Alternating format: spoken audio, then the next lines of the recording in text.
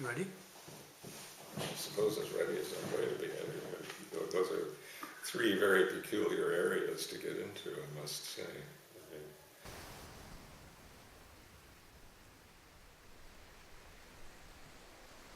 George, thank you very much for having accepted my invitation to take part to what I call Breakfast at Kuznach, interviews with the Jungians. You are lecturing this week here at the Carl Gustav Jung Institute in Kuznach, Zurich. I would like to ask you first initial question. Who was Carl Gustav Jung?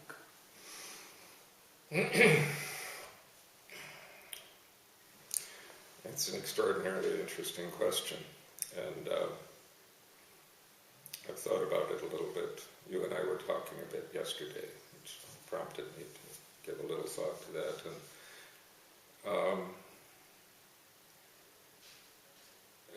what came to mind when I was reflecting on that question was a peculiar thing Jung says, comments on in Memories, Dreams, Reflections, in the later part of that, where he comments that it was after his wife's death, which is quite late, around 1950, I can't remember the exact date now, that he realized that he could finally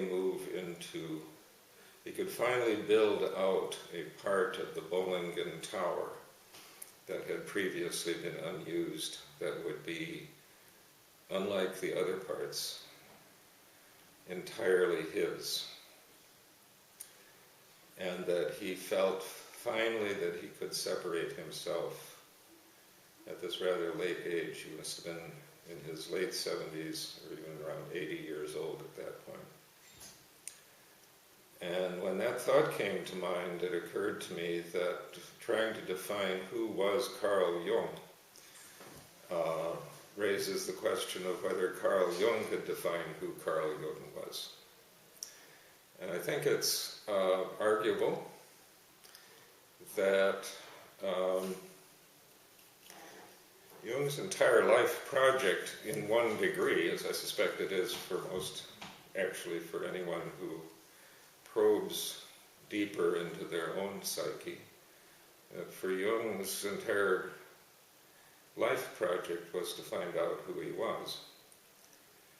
And to the extent that that's the case, it's a little bit presumptuous for anybody, including people who've worked on Jung and I've studied Jung for over 40 years, it's a little presumptuous to say, well, this is who Carl Jung was. We can obviously go on it in great detail about what he did, what he wrote. I'm not trying to evade your question. To me, it's an extremely interesting question, and one that provoked in me when we were talking about it, and I reflected on it quite at length overnight. Much more thinking about what that question really implies about Jung than maybe you think on its face. Let me help you make it more difficult.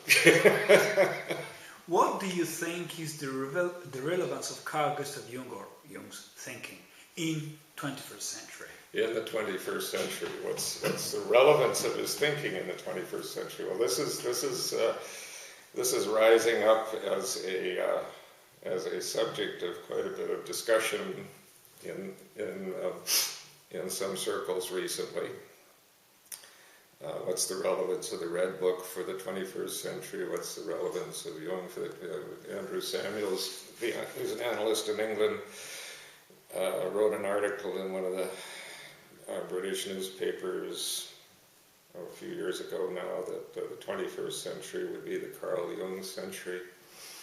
You wrote it for The Guardian too, Guardian, right? I think, yeah, it was The Guardian, I got a copy of it from Andrew, who's an old friend of mine. And my PhD supervisor. Yes, I understand. We know I've known Andrew for a long time. But what's its relevance for the 21st century? Well, I'm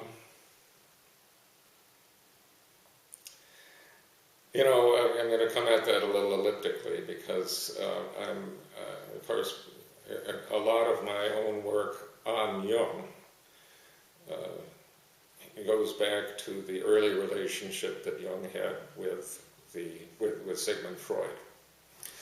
And one of the interesting little tidbits about Freud, of course, was that the interpretation of dreams, for which he's popularly most famous, the interpretation of dreams was actually written and for publication, was available, ready for publication in 1899. But Freud allegedly persuaded his publisher to put the publication date in as 1900 because Freud felt, obviously in retrospect, for good reason, that the interpretation of dreams would be a defining text for the 20th century. So he wanted it dated to 1900 instead of 1899, which I suppose would have implied that it was the last text of the 19th century. So you have an interesting question that a lot of people are talking about, which is, since the Red Book, which was kept hidden largely, although to a much lesser degree than most people realize, there was a lot of material from the Red Book available in pictures and accounts. In Jung's seminars, he talked extensively about the material that actually shows up there. So it wasn't an entire mystery, but the fact that it was actually published or made available in 2009, I think, raises this question, well, not what's the meaning for it, but does it have some meaning for the 20th century? And one can say that the degree to which it captivated the public imagination at the time of its publication tells you something about the desire of at least a significant part of the population for something like the Red Book to appear at that time. I have clients in my own practice who have the Red Book. Having the Red Book was an important thing. Now, do they read the Red Book? I don't think so. Do they look at the Red Book? Yes. Reading through the translation is not undertaken lightly, although there are a lot of discussion groups that show up around the country. In the United States, I suspect there are in Europe as well, although I don't know as well, where reading the Red Book is a project. I think the thing about the Red Book, one of the things that fascinates me about the Red Book, and fascinates me about Jung in general, and some of this goes again all the way back to my very earliest work on Jung and Freud, is Jung's very strong emphasis on the importance of the image for psychological, we could say for psychological well-being. That the imagery, for example, associated with religion, imagery associated with many other phenomena. One of the things that we've clearly done over the last several centuries, you can call it the Enlightenment or whatever, is wash out of culture a lot of the deep imagery that Jung is interested in. We've replaced it with an absolute wild proliferation of imagery through the media and so on, movies and one thing and another. So on the one hand, we seem to be surrounded by images, but I think people in many respects feel that those images lack substance, they lack depth to them. Not in all instances, but there's a certain... And Jung comes along with the Red Book, and even though the imagery there, some of it's rather peculiar, no question about that. Some of it's mystifying, but I think there's a felt depth to that text that speaks somehow to some degree of desire and need in the culture. Now, whether it can stand up over 100 years, the way that Freud's... And mind you, just keep in mind, Freud himself pretty much dropped the interpretation of dreams as a guiding text for his own work. He moved away from dream interpretation fairly early on and into free association as his principal analytic method. So it's not as if the interpretation of dreams as a psychoanalytic text defined psychoanalysis for the entire 20th century. It didn't under any circumstance. And it's not clear that the Red Book needs to define analytical psychology for the next 100 years. But I think there's an idea there that I think Jung had probably a deeper sense than any of the other psychologists or psychoanalysts of the sense in which modernity in general has lost dimensions of depth to human experience, moved it to a more superficial level in some ways, that is the real origin of a lot of the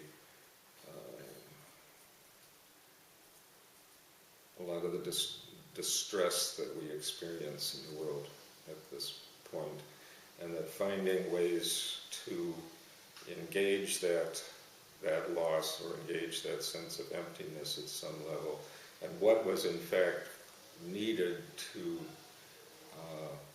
remediate that kind of loss, rebuild those senses, was really very much at the center of what he was working on. And the Red Book and a lot of the other material sort of fits into that way of thinking about psychological distress, if you will. I hesitate to call it psychopathology, because I think that's something that Jung was trying to get away from,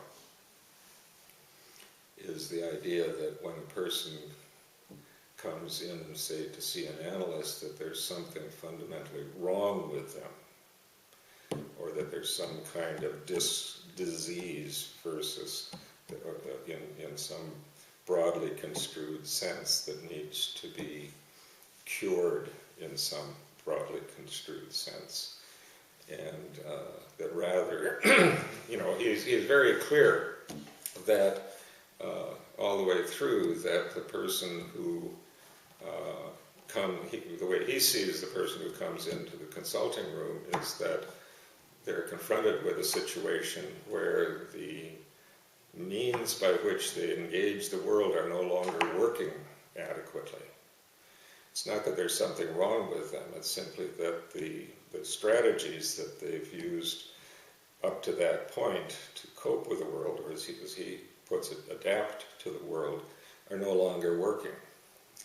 And therefore they need to seek new and constructive ways of engaging the world around them, engaging other people, engaging their relationships, most importantly, engaging their own experience of themselves.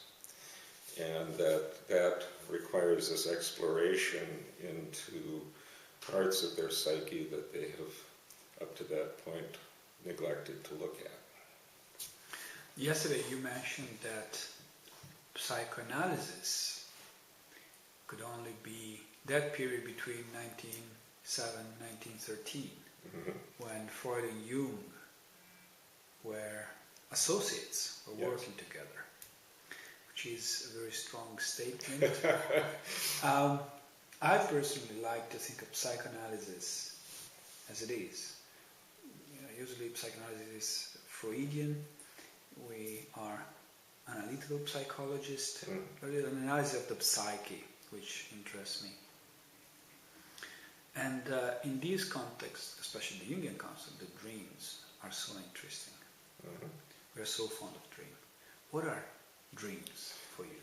Well, first let me clarify that comment about that was not that was not my formulation. That's a formulation of my friend David Henderson, who's a psychologist and scholar in England. And what I think and I think it's worth clarifying that what I believe David was talking about when he made that remark, and I think it is important for analytical psychologists, I also think it's important for psychoanalysts to realize that there is a way, and there's a degree to which, I'm putting words into David Henderson's mouth, but I believe that it's something along these lines, that when you had the two of them working together, when they were collaborating with one another, you had a more complete system. You had a more complete conception of what was happening in the psyche, because you had Jung working with materials in ways that Freud wasn't, and vice versa. And that if the two of them could have successfully collaborated and continued to work together, we would have a very different animal than we have when we have the psychoanalysts over here and the analytical psychologists over here, and never the twain shall meet. We've really, to some extent, I think one could make the case that we have split the psyche between the two groups. And neither one of them, to the degree that they stay locked into the model developed by their master, Freud or Jung, have a hard time getting a complete picture of the psyche, and that's what I think he was talking about. Now I will say, and I'll come around to your question about what dreams are. I tend to sort of go like this to get someplace. What I think you can say about and the Jungian community, the analytic community, analytical psychology community, I will say quite straightforwardly, they tend to know a lot more about Freud and the post-Freudian psychoanalytic theoreticians than the other way around. The Freudians for 100 years have worked very diligently not to read Jung, even though there's an awful lot of Jung that you'll find in those post-Freudian psychoanalytic theoreticians. I was in China about a year ago, and gave one of the keynote addresses to the Chinese Psychoanalytic Congress, where there were quite a number of Western psychoanalysts there, and I talked on the same material I talked about yesterday on the Schreber case and the Red Book, because it does have this bridging quality that both Jung and Freud were looking at the Schreber case. And I will say that after my talk there, which was a somewhat different version than the one you heard, quite a number of the Western psychoanalysts came up to me and were very, very appreciative of hearing, many of them I think for the first time, about some of that very early history of, in fact, the collaboration between Jung and Freud, and what the circumstances of their disagreements were that didn't fit into the sort of mythology about why they split from one another. But, so that's clarifying. I want to be clear about that comment. I do think there's an argument that can be made that when Freud and Jung split, there was an unfortunate breach in the way in which that thinking about depth psychology took place. From my standpoint, the Jungians have done a pretty good job of trying to bridge through that, but certainly not a perfect one. Dreams, yes, we're fascinated by dreams.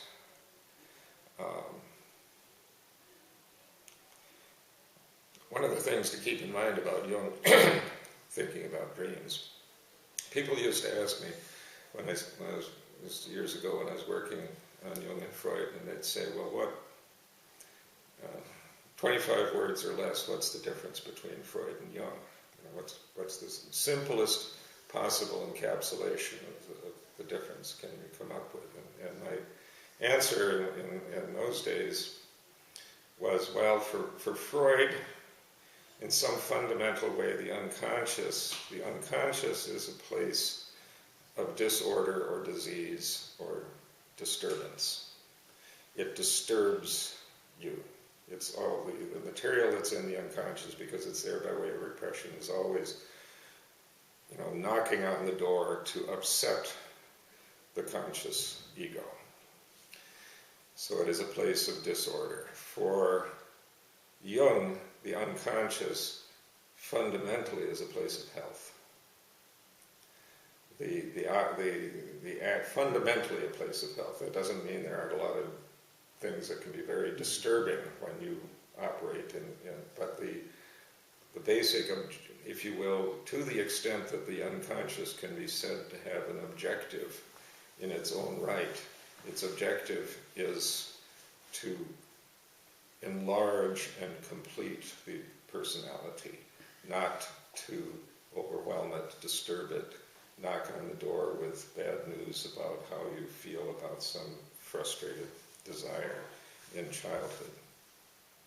The other thing about the psyche for Jung, this will come around to dreams. The other thing that is a very important distinction, I think, between Freud and Jung on the nature of the psyche is that, again, for Freud,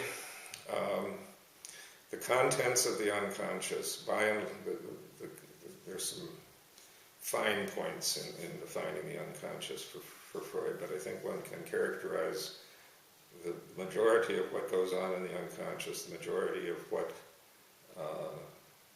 is disturbing about the unconscious for Freud is material that exists in the past, that originates in the past for the individual, and is put there by repression and retained, and it has energy and it wants to discharge that energy.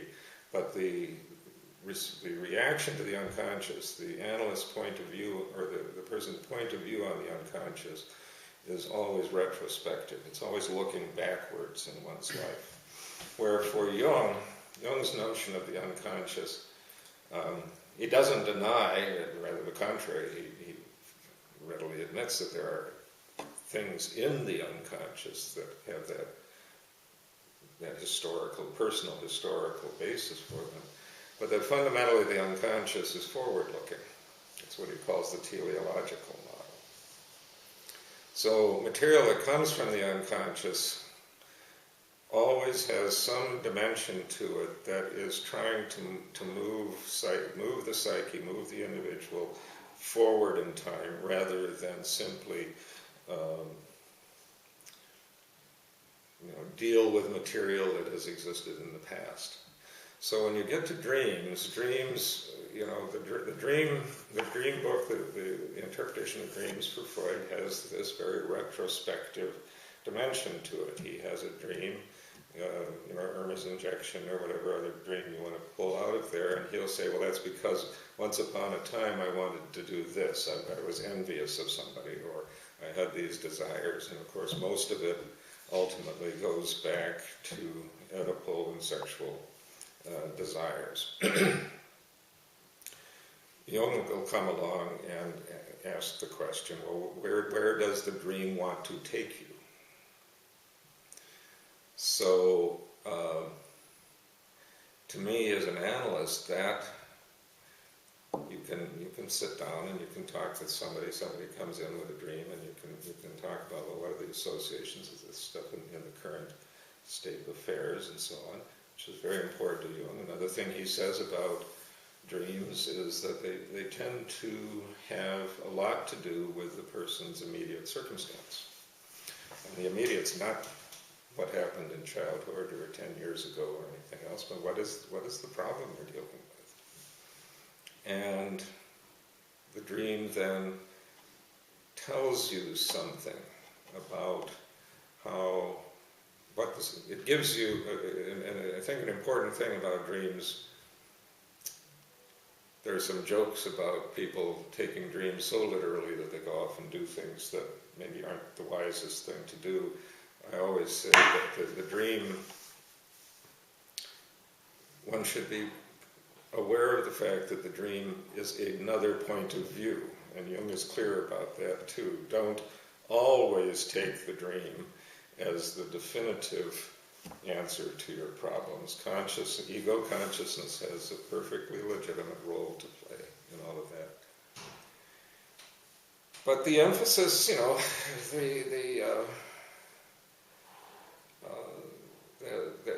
that's a sort of one level of thinking about dreams.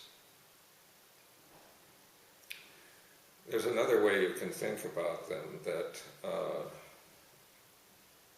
goes a little bit deeper. That's sort of the technical, analytic way of thinking about dreams, which I attend to that because I think sometimes Jungians have a bit of a tendency to get caught up in the mystery of dreams in ways that they can lose sight of just what are these sort of basic elements that we're dealing with. But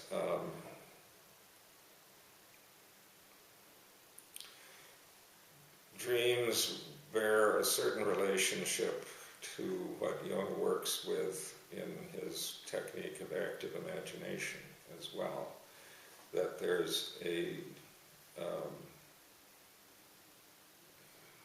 whole world that can reveal itself if you allow it to come forward. And that world is a kind of complex world. It is in some degree the world that he taps into in the Red Book. Red Book's a complicated text. It's a complicated thing to understand what all is going on in the Red Book. Because if we follow your train of thoughts, dreams, another point of view, depth. Red Book, difficult moment for Jung as a man, depth. Finding a solution in depth. Why is current society, especially Western society, why does Western society has such a great difficulty to go down deep, to look at the depth, where to find answers or a different solution? Well, I think there's a number of things that can be said about that. I am, as was I think evident in the lectures that I was giving yesterday, I'm very personally, very deeply involved in reading and keeping up with modern, very, very cutting-edge scientific literature. I read a great deal in the sciences, and I read the technical material in the sciences, not just popular books. So I keep up on the natural sciences to a pretty substantial degree, and try to bring a lot of that to bear on the work that I do from a theoretical standpoint. And I'm going into why that's the case. And as far as I'm concerned, that engagement with contemporary science is fully in keeping with the way that Jung himself was doing a lot of work, all the way up to his collaboration with Wolfgang Pauli. But even in that instance, they were trying to mix the science with the psychology, and I'm not the only one doing that. Several people are working that way. However,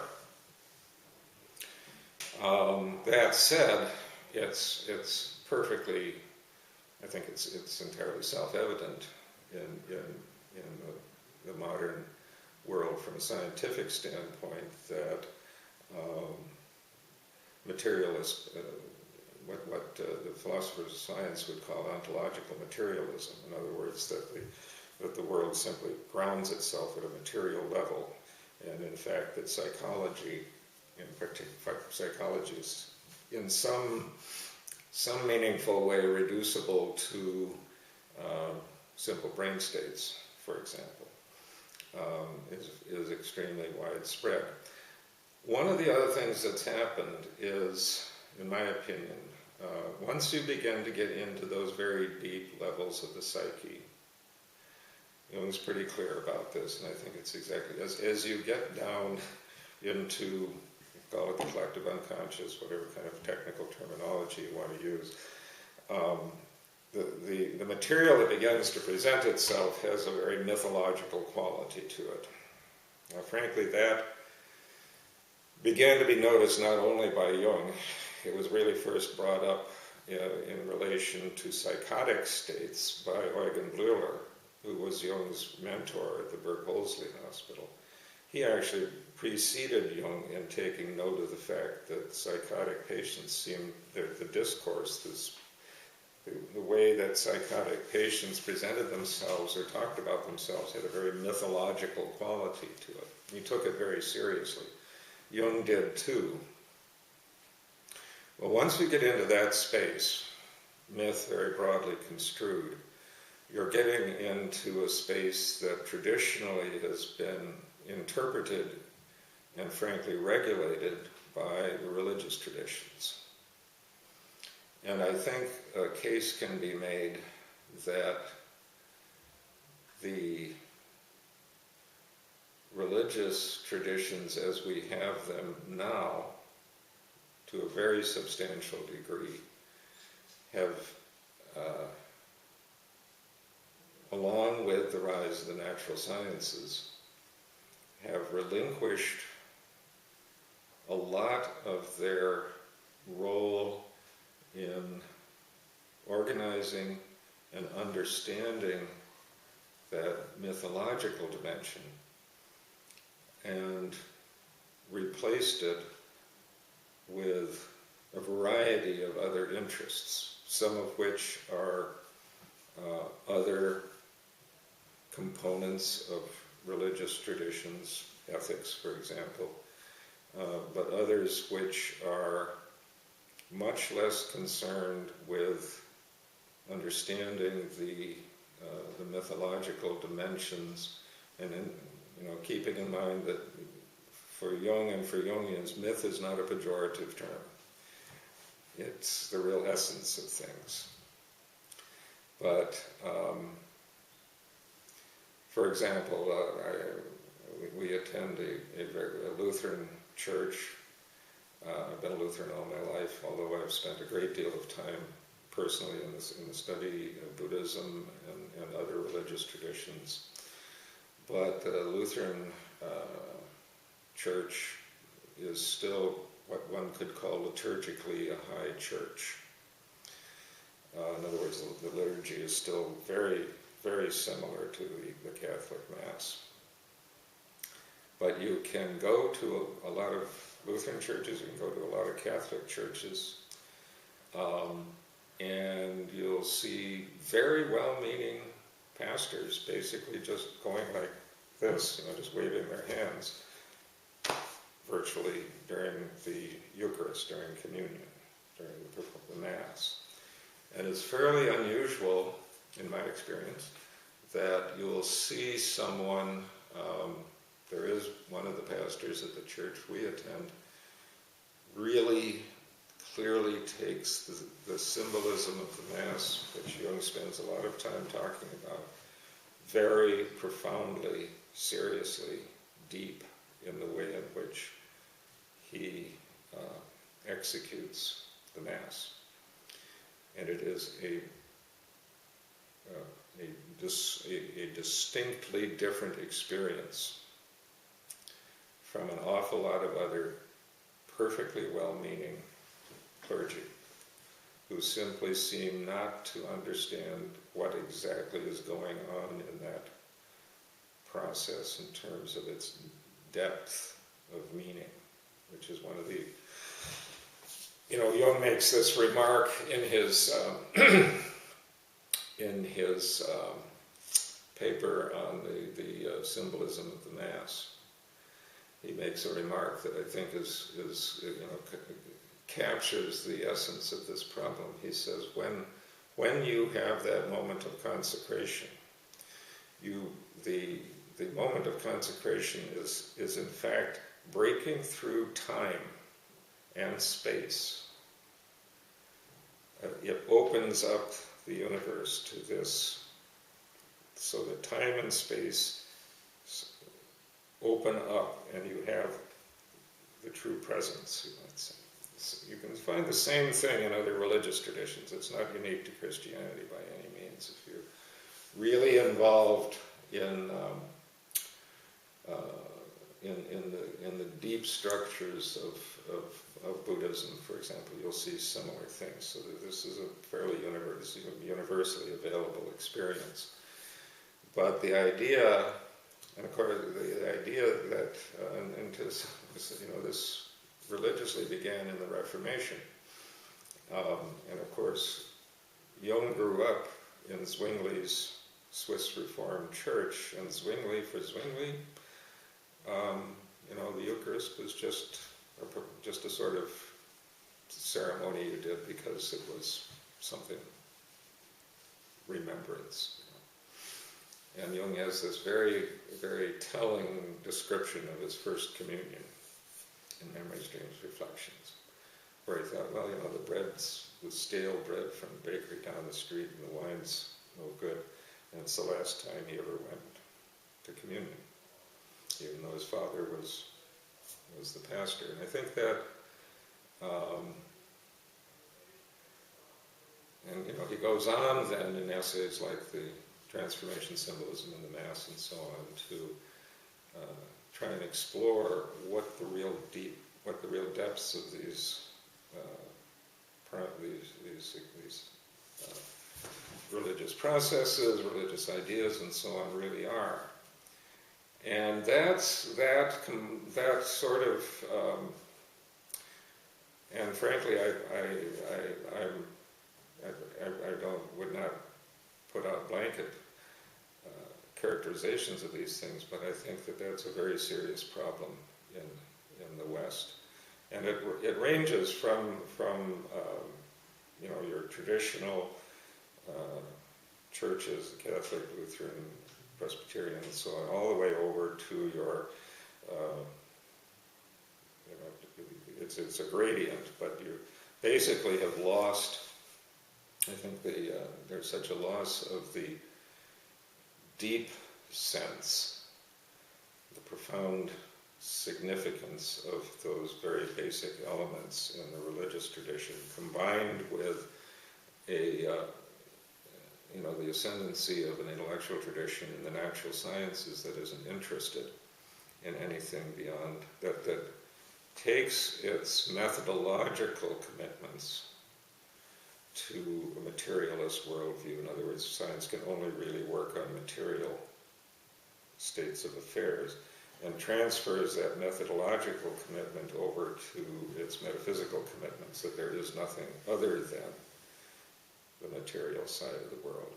That combination is really lethal in some respects to the maintenance of a sense of depth in the individual.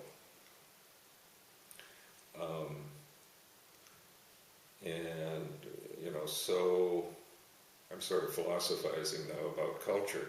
So I think when something like the Red Book comes along, or when a person has a particularly profound dream, or some other experience takes place in life that breaks through that barrier that's been kind of set up in terms of accessing that area, that dimension of life, it's both shocking, frequently very, very disruptive to their life, and they don't know what to do with it. And we don't really have the institutions in place, in large measure, to help them deal with it. So that's sort of a cultural / theological / psychological way of thinking about some of these things and how they fit together. I've got a very good friend. You may have bumped into his name. He's not officially an analyst, but he ought to be.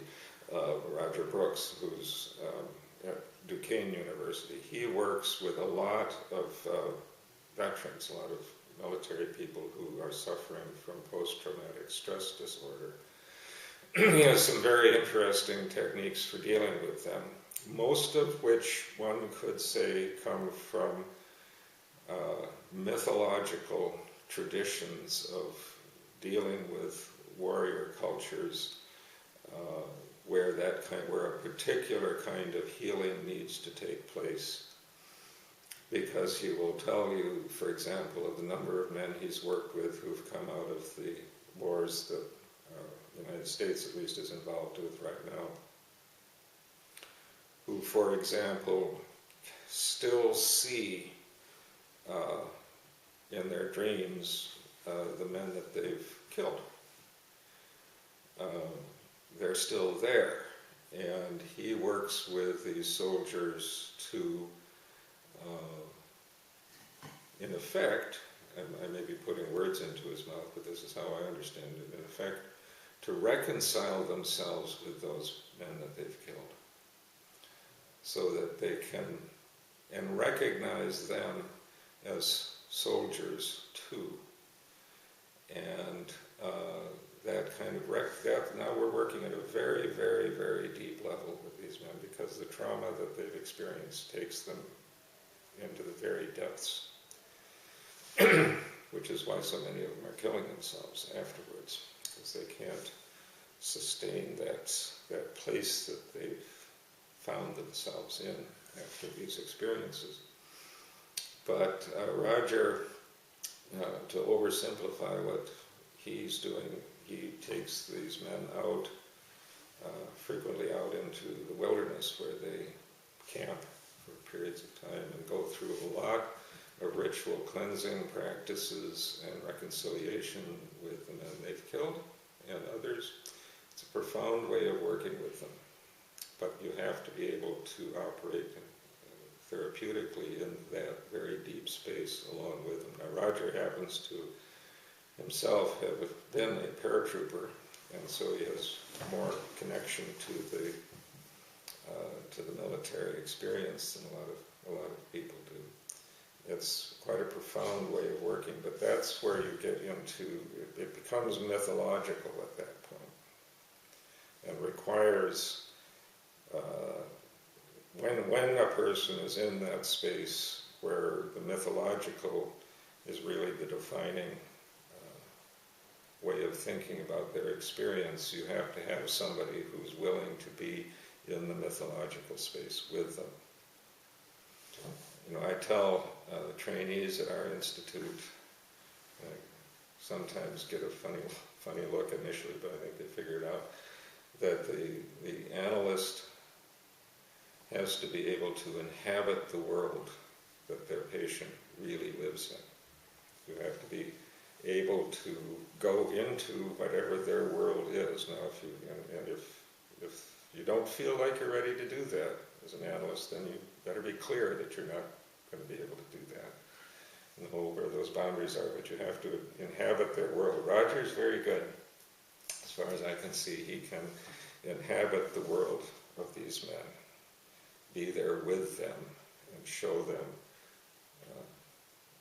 ways of coping with the sort of mythic dimensions of their experience in combat.